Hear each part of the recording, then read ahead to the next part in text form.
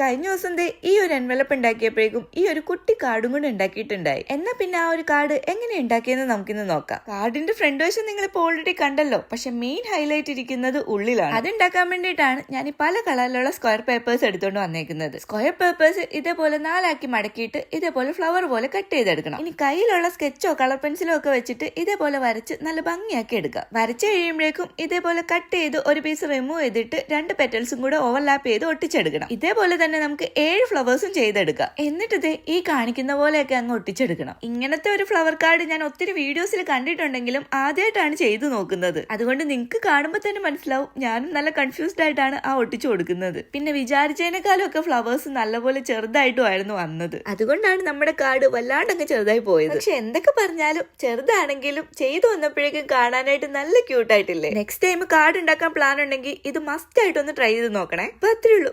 By.